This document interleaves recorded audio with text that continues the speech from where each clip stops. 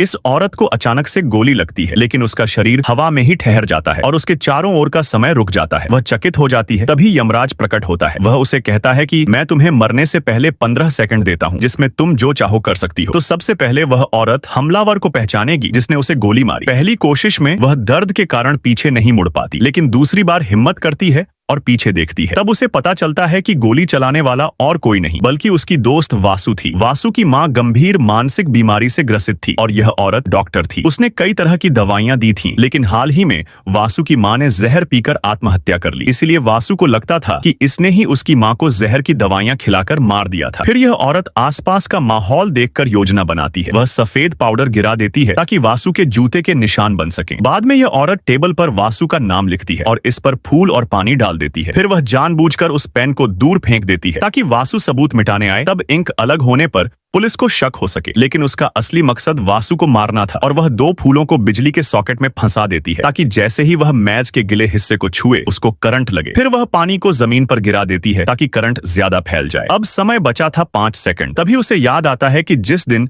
वासु की मां को दवाई देने जाती है तब वहां नींद की गोलियों की एक बोतल गायब होती है जो वह वासु लिया करती थी। तब वह ड्रॉअर में देखती है तो उसे उसकी मां का सुसाइड नोट मिलता है जिसमें लिखा होता है कि वह अपनी बेटी को साथ लेकर मरना चाहती है और दवाई की बोतल में जहर डाल दिया ताकि उसकी बेटी मर सके। डॉक्टर ने गोलियां बदल दी, लेकिन यह बात वासु को नहीं बताई। तब उसकी मां जहर वाली दवाई खाकर मर जाती है और वासु को लगता है कि इसने ही उसकी मां को मारा है। तब यह औरत बदले की भावना को छोड़ती है और दोनों फूलों को निकाल देती है ताकि वह करंट से मरे नहीं। तभी वासु एक और गोली चला देती है और वह 1 सेकंड में सुसाइड नोट को हाथ में लेकर मर जाती है। वासु अंदर आने लगती है। तभी पाउडर को देखकर जूते बदलती है और अंदर आती है। सबूत मिटाने के लिए टेबल पर हाथ रखती है तो करंट लगकर बेहोश हो जाती है। फिर दोबारा खड़ी होने पर नाम मिटाकर उसके हाथ से सुसाइड नोट को अपने साथ ले जाती है और पढ़ती है तो उसे बहुत दुख होता है।